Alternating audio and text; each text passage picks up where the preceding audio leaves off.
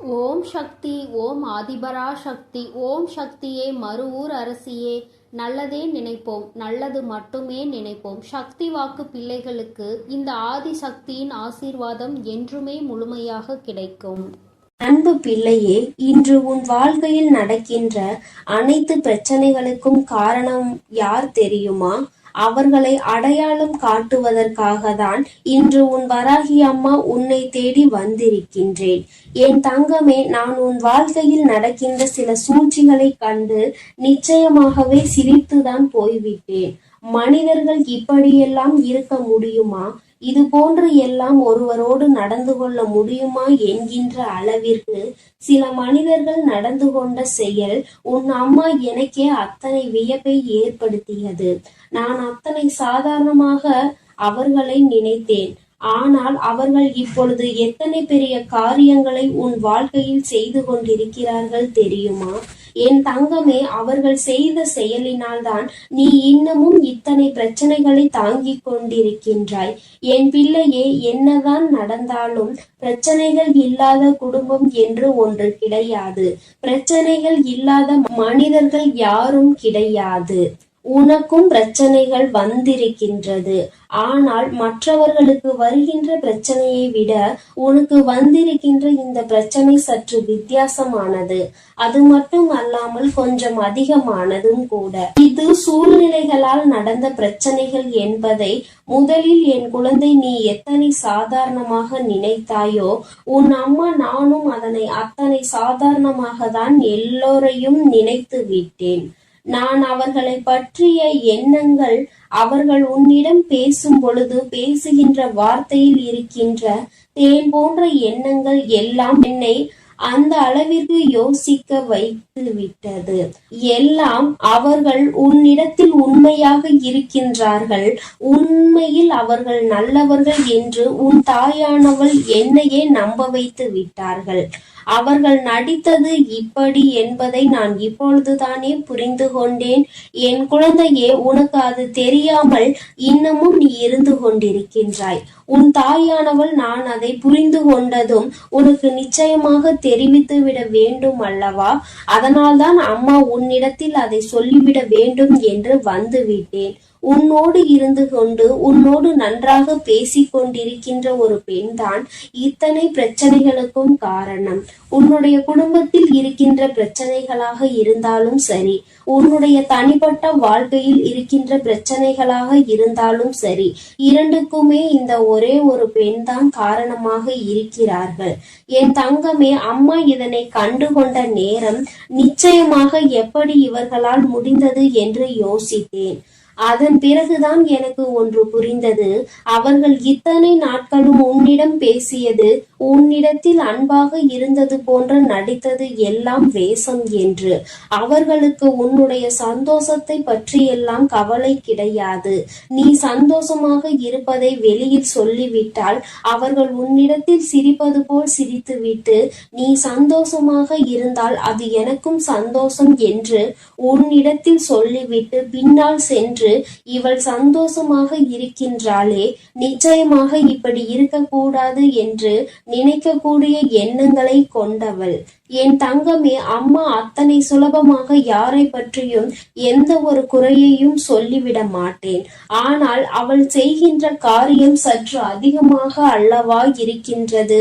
உனக்கு பிரச்சனைகளை ஏற்படுத்தி விடுவதோடு மட்டுமல்லாமல் உன்னுடைய உடன் பிறந்தவர்களுக்கும் உனக்கும் நடக்கின்ற பிரச்சனைகளுக்கும் உங்களால் ஏற்படுகின்ற அனைத்து பிரச்சனைகளுக்கும் முக்கிய காரணமாக இவள்தான் இருந்து கொண்டிருக்கிறாள்.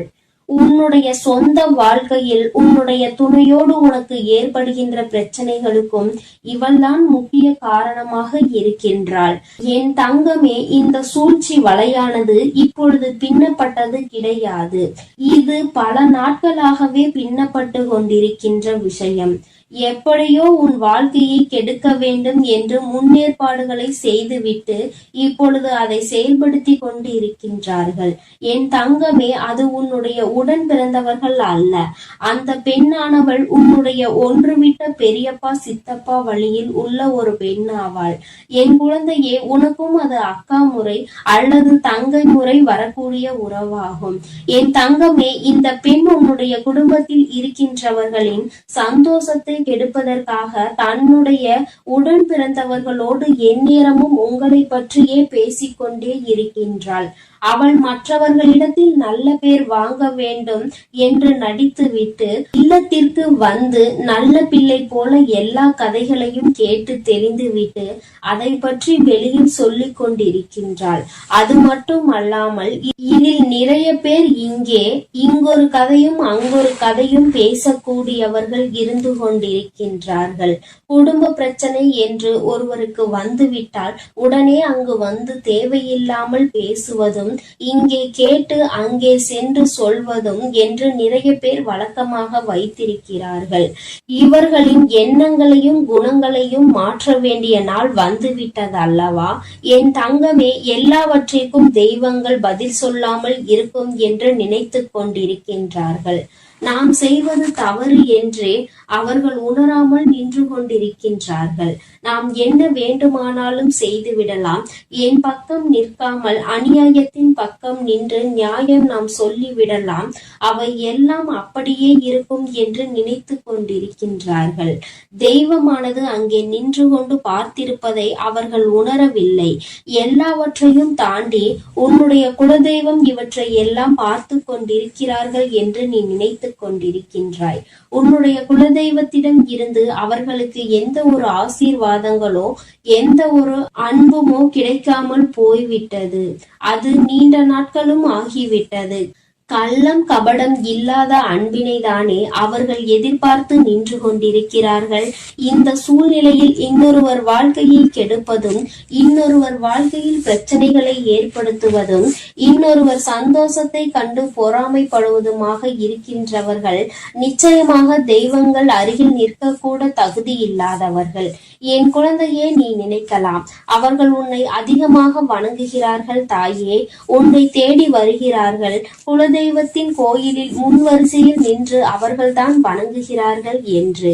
என் தங்கமே, என்ன நினைத்தாலும் சரி, அவர்கள் என்னிடத்தில் எப்படி எந்த விதமாக நடந்து கொண்டாலும் சரி, தெய்வங்களுக்கு வாரி வாரி இறைத்தாலும் சரி, இந்த வராகியானவளும் சரி, உன்னுடைய குலதெய்வமும் சரி, எந்த தெய்வங்களாக இருந்தாலும் உண்மையாக இருக்கின்றவர்கள் பக்கத்தில் தான் துணை நிற்பார்கள் என்பதை முதலில் நீ புரிந்து கொள்ள வேண்டும்.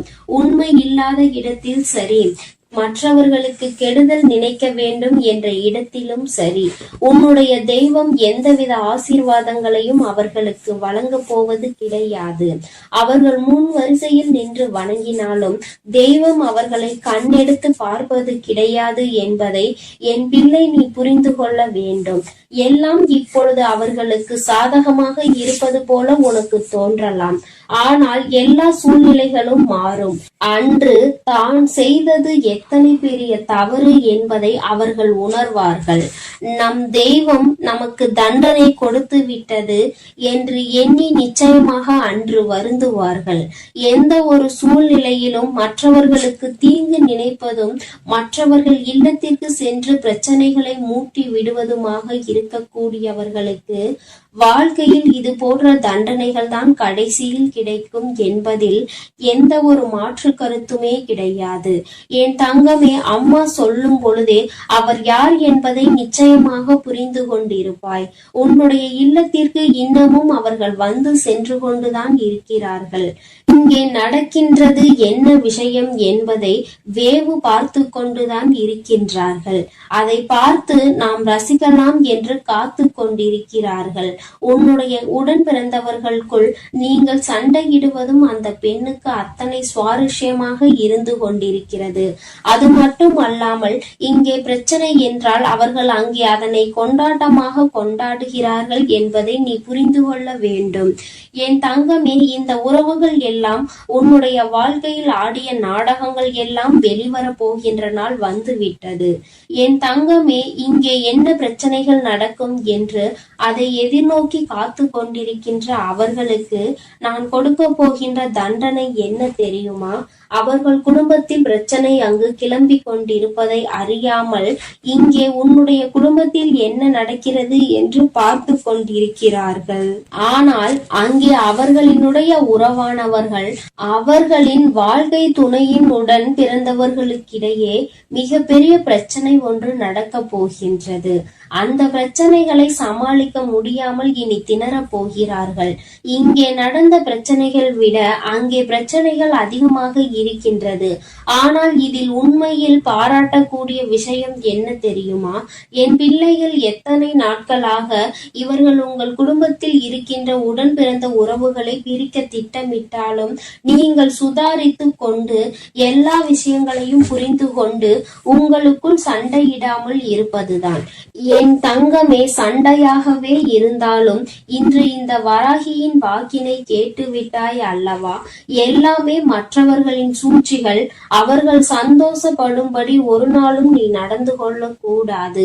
இனிமேலாவது உடன் பிறந்தவர்களோடு ஒற்றுமையாக இருந்து பெற்றோர்களுக்கு பெருமை தேடி கொடுத்து இது போன்ற நயவஞ்சக கூட்டத்தின் முன்னால் தலை நிமிர்ந்து நீ வாழ வேண்டும் என்று அம்மா உனக்கு நல்ல ஆசீர்வாதங்களை வழங்குகின்றேன். என் அன்பு பிள்ளைக்கு இந்த வராகி அம்மாவினுடைய ஆசீர்வாதங்கள் எப்பொழுதும் முழுமையாக இருக்கும்.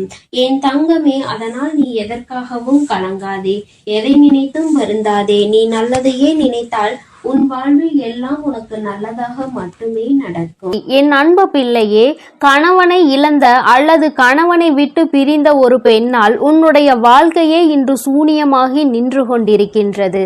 என் தங்கமே, அம்மா சொல்கின்ற விஷயம் யாரை பற்றி என்று முதலில் நான் சொல்லிவிட்டேன். இவர்கள் யார் என்பதை நீ நிச்சயமாக அறிவாய். என் தங்கமே, இவர்களால் உன்னுடைய வாழ்க்கையில் இன்று நடந்து கொண்டிருக்கின்ற போராட்டங்கள் உன்னால் தாங்கிக் கொள்ள முடியாத போராட்டமாக இருக்கின்றது.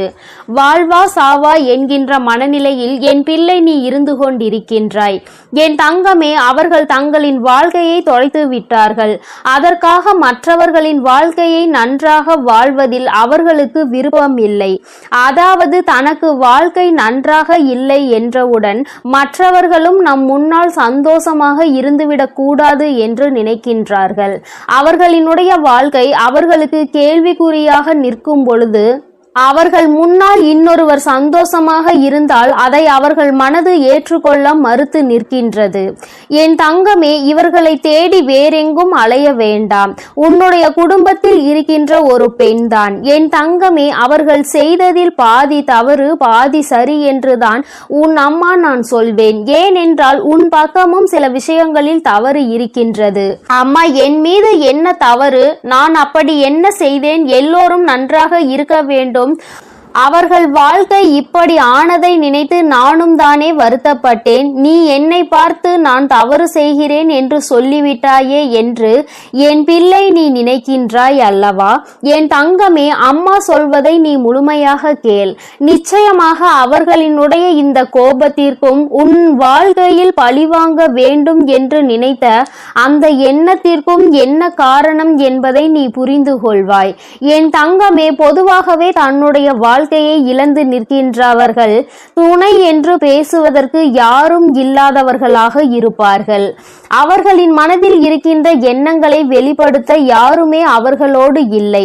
அப்படி இருக்கின்ற சூழ்நிலையில் அவர்கள் முன்னிலையில் நீ உன்னுடைய வாழ்க்கையை சந்தோஷமாக வாழும் பொழுது அவர்கள் மனதிற்குள் ஏக்கம் வந்து விடுகிறது.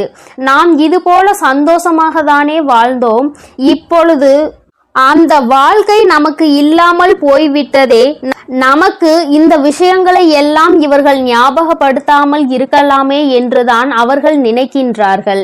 காலத்தினுடைய கட்டாயம் அவர்களினுடைய வாழ்க்கை இப்பொழுது இந்த சூழ்நிலையில் இருக்கிறது.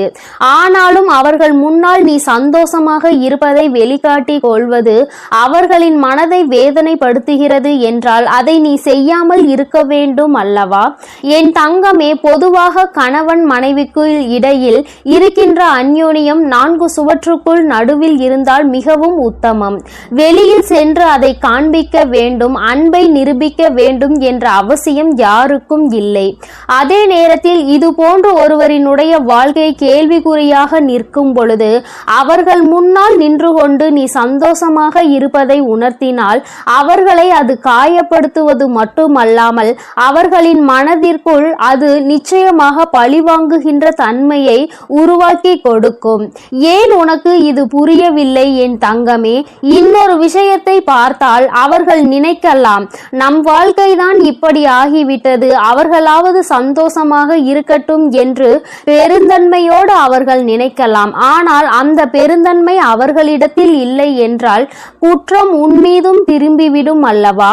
நீ இந்த வாழ்க்கையை எப்படி வாழ்கிறாய், நீ என்னவெல்லாம் செய்கிறாய் என்பதை கண்காணிப்பதே அவர்களின் வேலையாக மாறிவிட்டது. அது மட்டுமல்லாமல் எங்கு செல்கிறாய், என்னவெல்லாம் செய்கிறாய் என்று எப்பொழுதும் உன்னை பற்றியே அவர்கள் சிந்தனை செய்து கொண்டு இருக்கின்றார்கள். அதோடு அவர்கள் நிறுத்தி விடுவது கிடையாது. நீ என்ன செய்கிறாய், நீ இப்பொழுது என்னவெல்லாம் செய்து கொண்டிருக்கிறாய் என்பதை பார்த்து உன்னை பற்றி மற்றவர்களிடம் குறை சொல்வதையே அவர்கள் ஒரு வேலையாக வைத்து கொண்டிருக்கிறார்கள். அவர்களின் நேரத்தை பெரிதாக செலவிட்டு அவர்கள் உனக்காக அதனை பேசி வருகின்றார்கள்.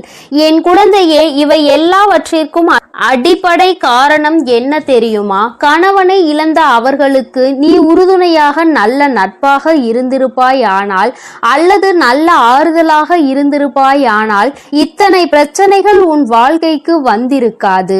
நீயோ அவர்களை ஒரு உறவாக மட்டும்தான் பார்த்தாயே தவிர ஒருபோதும் உனக்கு ஒரு நட்பாகவோ ஆறுதலை கொடுக்கின்ற ஒரு உறவாகவோ நீ பார்க்கவில்லை. அப்படி இருந்ததுதான் இன்று உன் வாழ்க்கையில் ஏற்பட்டிருக்கின்ற இத்தனை பிரச்சனைகளுக்கும் காரணம் என்பதை முதலில் நீ புரிந்து கொள்ள வேண்டும். என் தங்கமே, உன் வாழ்க்கையில் சில நேரங்களில் சில நல்ல விஷயங்கள் நடப்பதற்கு இவர்களே காரணமாகவும் இருந்திருக்கின்றார்கள். ஆரம்பத்தில் உன்னுடைய வாழ்க்கையை நினைத்து நீ மிக பெரிய துன்பத்தில் இருந்திருக்கிறாய். அப்பொழுதெல்லாம் அவர்கள்தான் உனக்கு உறுதுணையாக இருந்திருக்கிறார்கள். ஆனால் இன்று அவர்களின் வாழ்க்கை தலைகீழாக மாறிய பொழுது அவர்களுக்கு என்ன செய்வது என்று தோன்றவில்லை.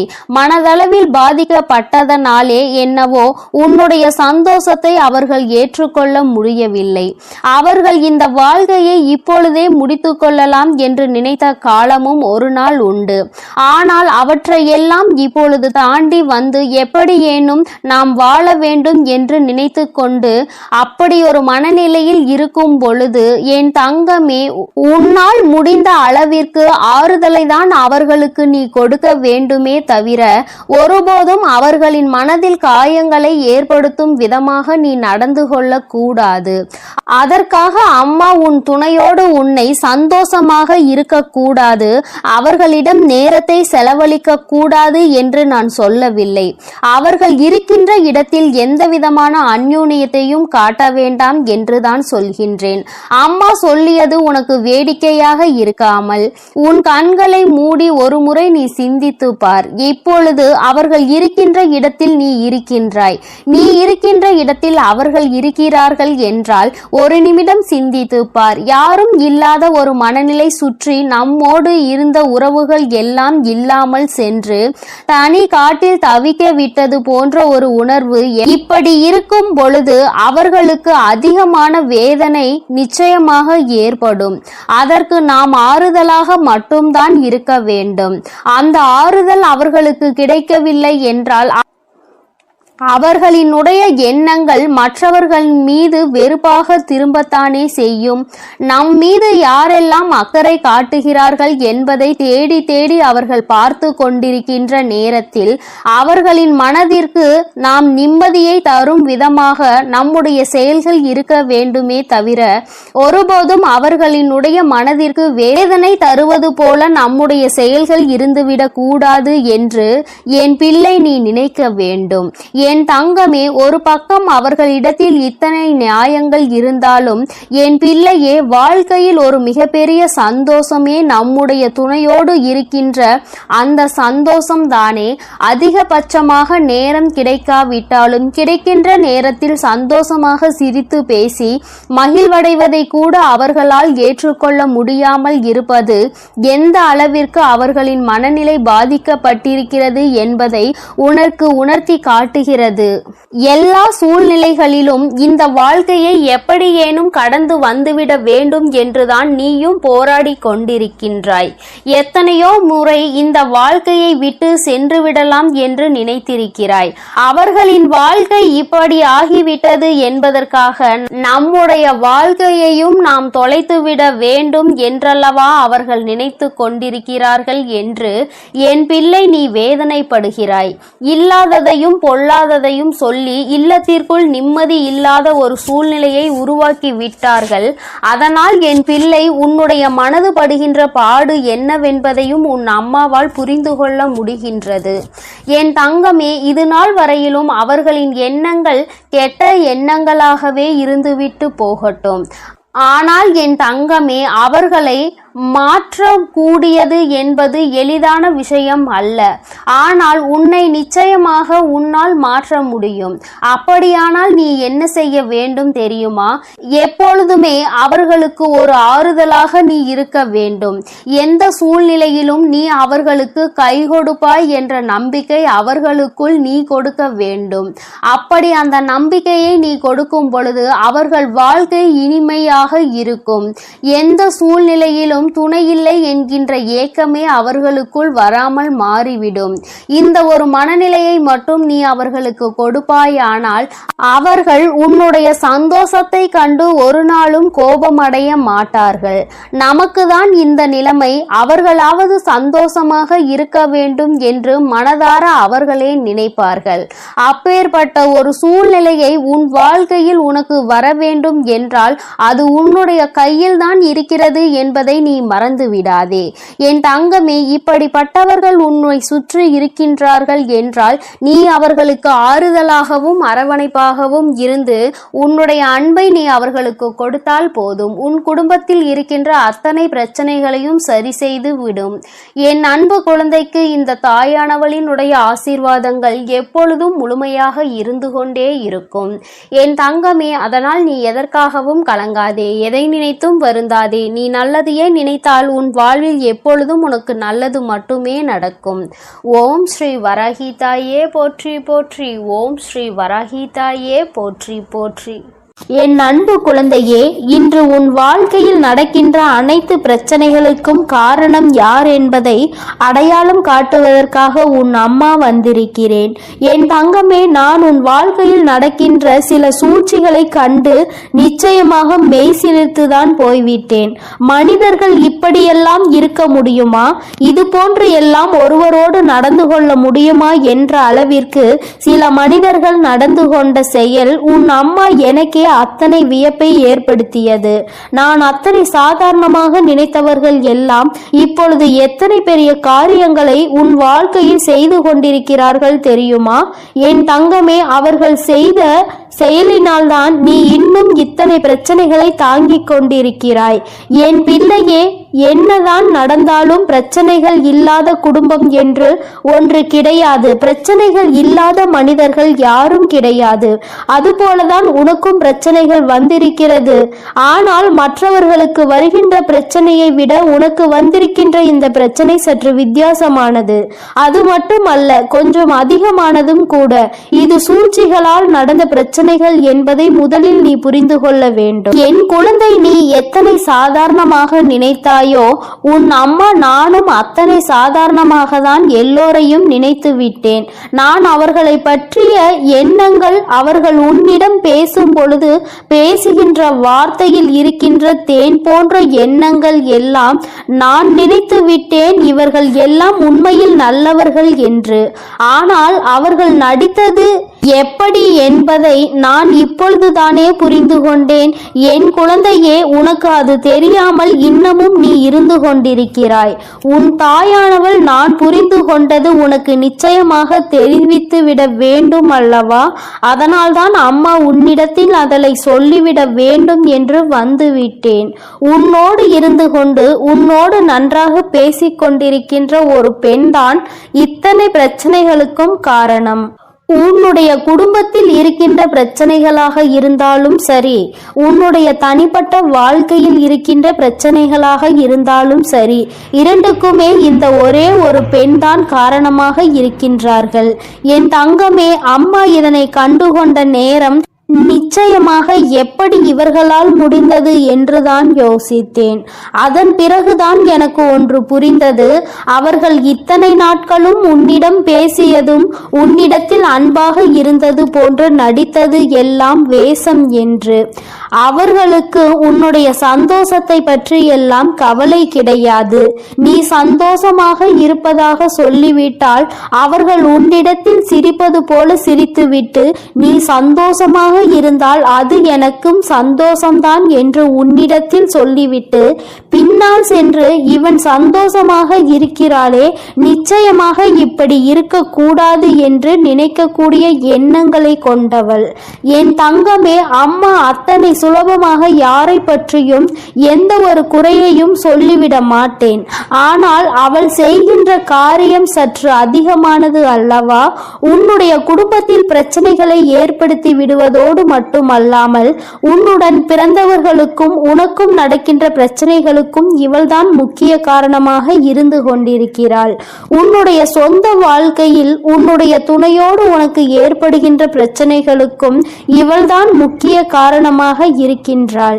என் தங்கமே, இந்த சூழ்ச்சியானது இப்பொழுது பின்னப்பட்டது கிடையாது.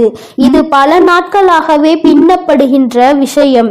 எப்படியேனும் உன் வாழ்க்கையை கெடுக்க வேண்டும் என்று முன்னேற்பாடுகளை செய்துவிட்டு இப்பொழுது அதனை செயல்படுத்தி கொண்டிருக்கிறார்கள்.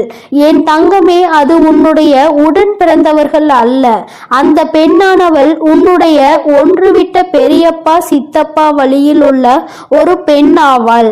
என் குழந்தையே, உனக்கும் அது அக்கா முறை அல்லது தங்கை முறை வரக்கூடிய உறவாகும். என் தங்கமே, இந்த பெண்ணினுடைய குடும்பத்தில் இருக்கின்றவர்களின் சந்தோஷத்தை கெடுப்பதற்காக என் தங்கமே, இந்த பெண் உன்னுடைய குடும்பத்தில் இருக்கின்ற சந்தோஷத்தை கெடுப்பதற்காக தன்னுடைய உடன் பிறந்தவர்களோடு எந்நேரமும் உங்களை பற்றியே பேசிக்கொண்டே இருக்கிறார். அவள் மற்றவர்களிடத்தில் நல்லவர் போல நடித்துவிட்டு உனக்கு வந்து நல்ல பிள்ளை போல் தெரிவித்துவிட்டு அதை பற்றி வெளியில் சொல்லிக் கொண்டு இருக்கின்றாள். அது மட்டுமல்லாமல் இது இடையே நிறைய பேர் இங்கு ஒரு கதையும் அங்கு ஒரு கதையும் பேசக்கூடியவர்களாக இருந்து கொண்டிருக்கிறார்கள். குடும்ப பிரச்சனை என்று ஒருவருக்கு வந்துவிட்டால் உடனே அங்கே வந்து தேவையில்லாமல் பேசுவதும் இங்கே கேட்டு அங்கே சென்று சொல்வதும் என்று நிறைய பேர் வழக்கமாக வைத்திருக்கின்றார்கள். இவர்களின் எண்ணங்களும் குணங்களையும் மாற்ற வேண்டிய நாள் வந்துவிட்டதல்லவா? என் தங்கமே, எல்லாவற்றிற்கும் தெய்வங்கள் பதில் சொல்லாமல் இருக்கும் என்று நினைத்து கொண்டிருக்கிறார்கள்.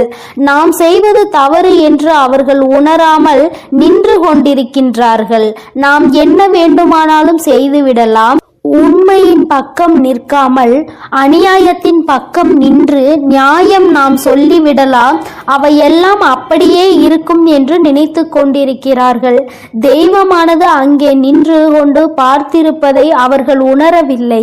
எல்லாவற்றையும் தாண்டி உன்னுடைய குலதெய்வம் இவற்றையெல்லாம் பார்த்து கொண்டிருக்கிறார்கள் என்று நீ நினைத்து கொண்டிருக்கிறாய்.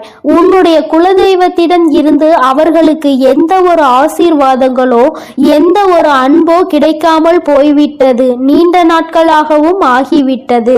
கள்ளம் கபடம் இல்லாத அன்பினைதானே தெய்வங்கள் எதிர்பார்த்து நின்று கொண்டிருக்கிறார்கள். இந்த சூழ்நிலையில் இன்னொருவர் வாழ்க்கையை கெடுப்பதும், இன்னொருவர் வாழ்க்கையில் பிரச்சனைகளை ஏற்படுத்துவதும், இன்னொருவர் சந்தோஷத்தை கண்டு பொறாமைப்படுவதுமாக இருக்கின்றவர்கள் நிச்சயமாக தெய்வங்கள் அருகில் கூட நிற்க முடியாது. அவர்களுக்கு நிற்பதற்கு கூட தகுதி இல்லாதவர்கள். என் குழந்தையே, நீ நினைக்கலாம் அவர்கள் உன்னை அதிகமாக வணங்குகிறார்கள், உன்னை தேடி வருகின்றார்கள், குலதெய்வத்தின் கோவிலில் முன் வரிசையில் நின்று அவர்கள்தான் வணங்குகிறார்கள் என்று. என் தங்கமே, என்ன நினைத்தாலும் சரி, அவர்கள் எத்தனை விதமாக நடந்து கொண்டாலும் சரி, தெய்வங்களுக்கு வாரி வாரி இறைத்தாலும் சரி, இந்த வராகியானவளும் சரி, உன்னுடைய குலதெய்வமும் சரி, எந்த தெய்வங்களாக இருந்தாலும் உண்மை இருக்கின்றவர்கள் பக்கத்தில் தான் துணை நிற்பார்கள் என்பதை முதலில் நீ புரிந்து கொள்ள வேண்டும். உண்மை இல்லாத இடத்தில் சரி, மற்றவர்களுக்கு கெடுதல் நினைக்கின்ற இடம் என்றாலும் சரி, உன்னுடைய குலதெய்வம் எந்தவித ஆசீர்வாதங்களையும் அவர்களுக்கு வழங்கப் போவது கிடையாது. அவர்கள் முன் வரிசையில் நின்று வணங்கினால் தெய்வம் அவர்களை கண்ணெடுத்து பார்ப்பது கூட கிடையாது என்பதை என் பிள்ளை நீ புரிந்து கொள்ள வேண்டும். எல்லாம் இப்பொழுது அவர்களுக்கு சாதகமாக இருப்பது போல உனக்கு தோன்றலாம். ஆனால் எல்லா சூழ்நிலைகளும் ஒரு நாள் மாறும். அன்று தான் செய்தது எத்தனை பெரிய தவறு என்பதை அவர்கள் உணர்வார்கள். நம் தெய்வம் நமக்கு தண்டனை கொடுத்து விட்டது என்று எண்ணி நிச்சயமாக அன்று வருந்துவார்கள். எந்த ஒரு சூழ்நிலையிலும் மற்றவர்களுக்கு தீங்கு நினைப்பதும், மற்றவர்கள் இல்லத்திற்கு சென்று பிரச்சனைகளை மூட்டி விடுவதுமாக இருக்கக்கூடியவர்களுக்கு வாழ்க்கையில் இது போன்ற தண்டனைகள் தான் கடைசியில் கிடைக்கும் என்பதில் எந்த ஒரு மாற்று கருத்துமே கிடையாது. என் தங்கமே, அம்மா சொல்லும் பொழுதே அவர் யார் என்பதை நிச்சயமாக புரிந்து கொண்டிருப்பாய். உன்னுடைய இல்லத்திற்குள் இப்பொழுதும் அவர்கள் வந்து சென்று கொண்டுதான் இருக்கிறார்கள். என்ன நடக்கிறது என்பதனை அங்கே வேவு பார்த்து கொண்டிருக்கிறார்கள். ஏதேனும் பிரச்சனைகள் வருமா, அதை பார்த்து நாம் ரசிக்கலாமா என்று காத்து கொண்டிருக்கிறார்கள். உன்னுடைய உடன் பிறந்தவர்களுக்குள் நீங்கள் சண்டையிடுவது அந்த பெண்ணுக்கு அத்தனை சுவாரஸ்யமாக இருந்து கொண்டிருக்கின்றது. அது மட்டுமல்லாமல் அங்கே பிரச்சனை என்றால் அவர்கள் இங்கே அதனை கொண்டாட்டமாக கொண்டாடுகிறார்கள். உன்னுடைய தந்தை வழியில் உள்ள உறவுகள் என்பதை நீ புரிந்து கொள்ள வேண்டும். என் தங்கமே, இந்த உறவுகள் எல்லாம் உன்னுடைய வாழ்க்கையில் ஆடிய நாடகங்கள் எல்லாம் வெளிவர போகின்ற நாள் வந்துவிட்டது. என் தங்கமே, இங்கே என்ன பிரச்சனைகள் நடக்கும் என்று நோக்கி காத்து கொண்டிருக்கின்றார்கள். அவர்களுக்கு நான் கொடுக்க போகின்ற தண்டனை என்ன தெரியுமா? அவர்கள் குடும்பத்தில் பிரச்சனைகள் அங்கு கிளம்பி கொண்டிருப்பதை அறியாமல் இங்கே உன்னுடைய குடும்பத்தில் என்ன நடக்கிறது என்று பார்த்து கொண்டிருக்கிறார்கள். அங்கே அவர்களின் உறவானவர்கள் அவர்களின் வாழ்க்கை துணையின் உடன் பிறந்தவர்களுக்கிடையே மிக பெரிய பிரச்சனை ஒன்று நடக்கப் போகிறது. அந்த பிரச்சனைகளை சமாளிக்க முடியாமல் திணறப் போகிறார்கள்.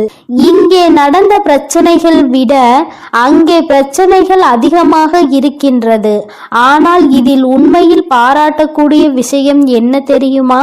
என் பிள்ளைகளை இத்தனை நாட்களாக இவர்கள் உங்கள் குடும்பத்தில் இருக்கின்ற உடன் பிறந்த உறவுகளை பிரிக்க திட்டம் போட்டாலும் நீங்கள் சுதாரித்து கொண்டு எல்லா விஷயங்களையும் புரிந்து கொண்டு உங்களுக்குள் சண்டை இல்லாமல் இருப்பதுதான். என் தங்கமே, சண்டையாக இருந்தாலும் இன்று இந்த வராகியின் வாக்கை கேட்டுவிட்டாய் அல்லவா? எல்லாமே மற்றவர்களின் சூழ்ச்சி என்பதை புரிந்து கொண்டு உன்னுடைய பெற்றோர்கள் சந்தோஷப்படும்படி இனிமேலாவது உடன் பிறந்தவர்களுடன் ஒற்றுமையாக இருந்து பெற்றோர்களுக்கு பெருமையை தேடி கொடுத்து விடு.